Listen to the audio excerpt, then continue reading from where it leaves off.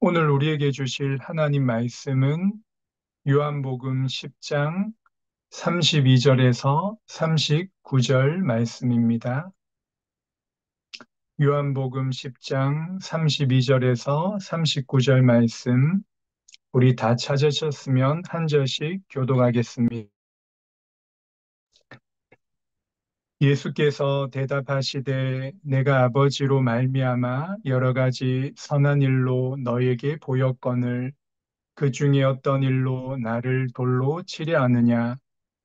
유대인들이 대답하되 선한 일로 말미암아 우리가 너를 돌로 치려는 것이 아니라 신성 모독으로 인함이니 내가 사람이 되어 자칭 하나님이라 함이로다.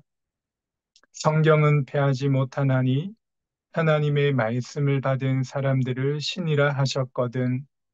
하물며 아버지께서 거룩하게 하사 세상에 보내신 자가 나를 하나님의 아들이라 하는 것으로 너희가 어찌 신성 모독이라 하느냐. 만일 내가 내 아버지 일을 행하지 아니하거든 나를 믿지 말려니와 내가 행하거든 나를 믿지 아니할지라도 그 일은 믿으라. 그러면 너희가 아버지께서 내 안에 계시고 내가 아버지 안에 있음을 깨달아 알리라 하시니 그들이 다시 예수를 잡고자 하였으나 그 손에서 벗어나 나가시니라. 아멘. 예수님께서 요한복음 10장 30절에 나와 아버지는 하나이니라 라고 말씀하셨습니다. 오늘 본문은 그 말을 들은 유대인들이 예수님을 돌로 치려고 합니다. 예수님은 선한 일을 행하셨는데 왜 나를 돌로 치려고 하느냐라고 물었습니다. 유대인들은 선한 일을 한 것 때문이 아니라 신성 모독의 죄로 인하여 예수님을 돌로 치려고 합니다.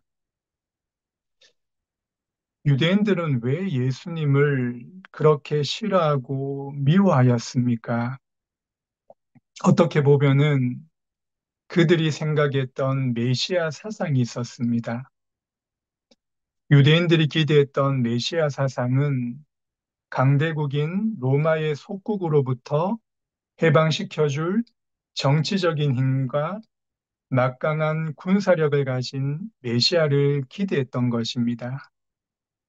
그런데 가난하고 아무 권력이 없는 예수님의 모습 속에는 그들이 기대했던 메시아의 모습이 없었던 것입니다.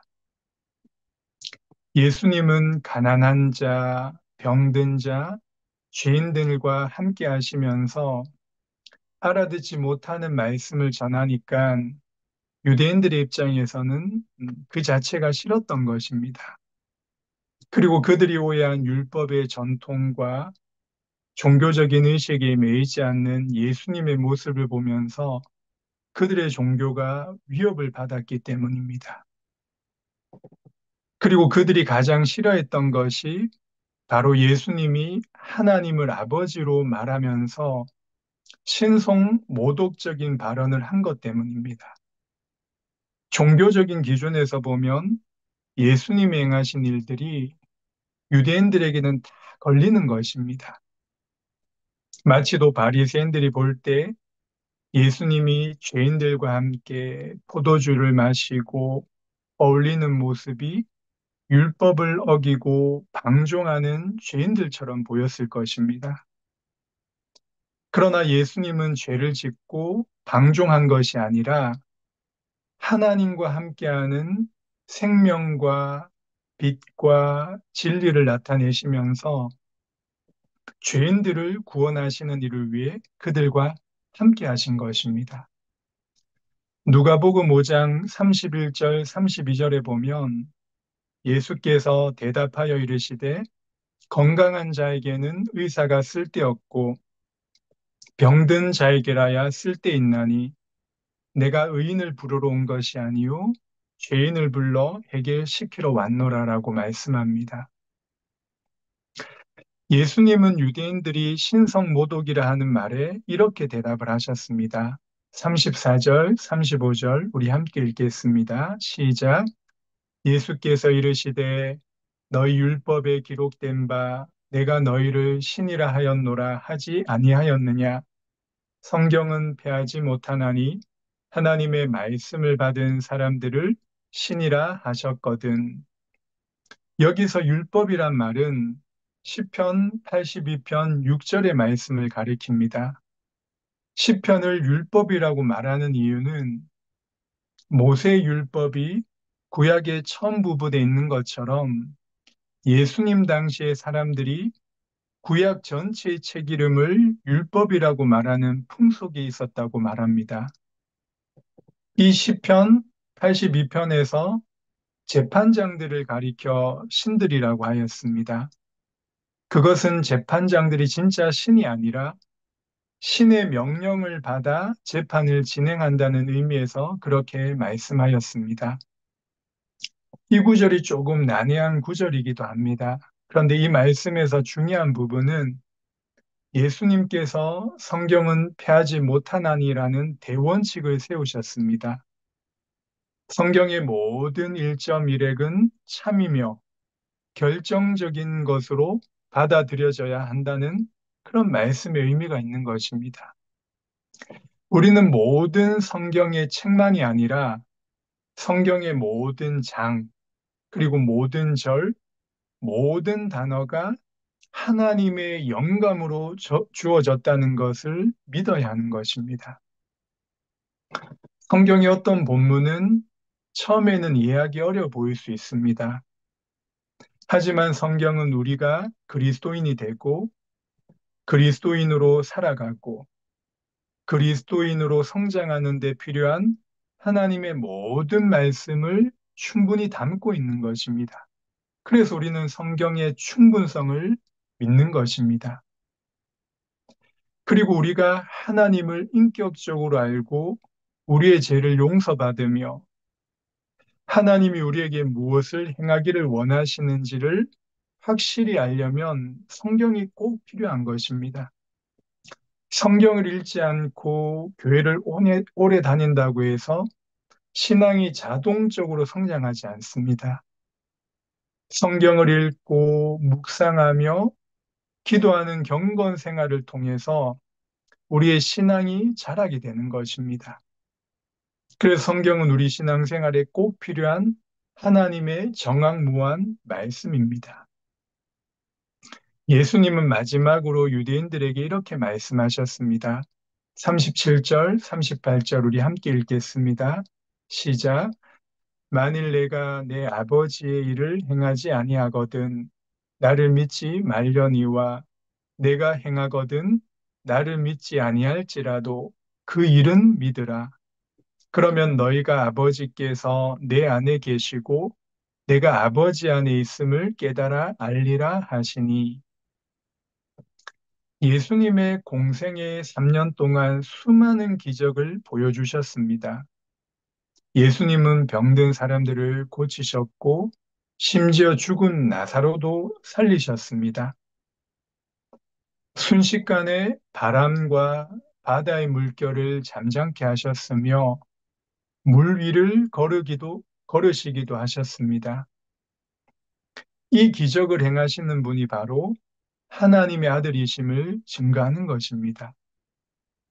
예수님은 단순히 기적을 일으키셔서 사람들로 하여금 주목을 받고 인기를 얻어서 대중들을 선동하기 위한 일을 하지 않으셨습니다.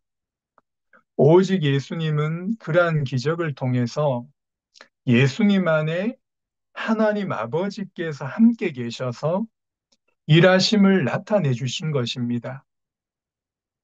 그러나 마음이 완악한 유대인들은 예수님을 통해 나타내신 하나님의 일의 표적을 보지 못하였습니다. 이처럼 죄의 역사는 우리의 마음을 점점 굳어지게 만듭니다. 우리 신앙생활에 있어서 은혜로부터 멀어지게 되면 점점 죄와 가까워져서 육신의 생각에 사로잡히게 되는 것입니다. 로마서 8장 6절에 육신의 생각은 사망이요. 영의 생각은 생명과 평안이라고 말씀합니다. 하나님의 말씀과 그의 뜻을 구하기보다는 육신의 생각과 자신의 경험을 의지하며 살아가게 되는 것입니다. 점점 그렇게 살아가게 되면 마음이 굳어져서 불신앙의 상태 속에 거하게 되는 것입니다. 그러면 우리도 모르게 유대인 종교인들처럼 복음을 대적하는 자리에 서게 되고 하나님의 일을 보지 못하게 되는 것입니다. 말씀을 정리하겠습니다. 예수님은 유대인들과 대화하시고 논쟁하시면서 혈기로 싸우지 않으시고 하나님의 말씀 성경으로 증언하셨습니다. 공생의 사역을 처음 시작하시기 전에 40일 금식하여 광야에서 마귀의 시험을 받을 때에도 예수님은 신명기 8장 3절 후반절의 말씀으로 마귀의 시험을 이겼습니다. 사람이 떡으로만 살 것이 아니요 여호와 입에서 나오는 모든 말씀으로 사는 것이라. 오늘 하루를 살면서 겪게 되는 수많은 일들 앞에서 우리의 마음을 어떻게 지킬 수 있겠습니까? 사실이 아닌 오해된 수많은 말들과 죄악이 관영한 세상 가운데에서 여러분을 보호해주고 지켜줄 말씀이 있으십니까? 매일 성경을 읽고 묵상하면서 하나님이 내게 주시는 말씀이 있으십니까? 우리는 때로는 돈이 없을 수 있고 건강이 없을 수 있으며 때로는 배경이 없어도 하나님이 내게 주시는 단 한 절의 말씀을 붙잡고 기도하며 하루를 살아갈 수 있다면 하나님 보시기에 가장 복된 삶이 될 것입니다. 오늘 하루 우리 삶에서 말씀이 풍성히 거하는 그런 복된 삶이 되시기를 주님의 이름으로 기도합니다. 기도하겠습니다. 하나님 아버지, 그리스도의 말씀이 우리 마음속에 풍성히 거하는 복된 삶이 되기를 간절히 소원합니다. 성경의 충분성과 필요성을 믿으며 우리의 신앙생활에서 말씀 중심으로 든든히 세워지도록 인도하여 주옵소서. 추운 날씨에 몸이 연약한 성도들을 붙들어 주셔서 주의 말씀으로 영혼이 소생케 되게 하시며 영육간의 강건함으로 지켜 주옵소서. 이 시간 우리의 기도 가운데 성령께서 함께하여 주셔서 간절한 마음으로 주의 나라와 뜻을 구하는 기도가 회복되게 하옵소서. 감사드리며 예수님의 이름으로 기도합니다. 아멘. 기도하시다가 나가시기 바랍니다. 오늘도 주 안에서 복된 하루 되시고 내일 새벽 예배에는 교회에서 뵙기를 소망합니다.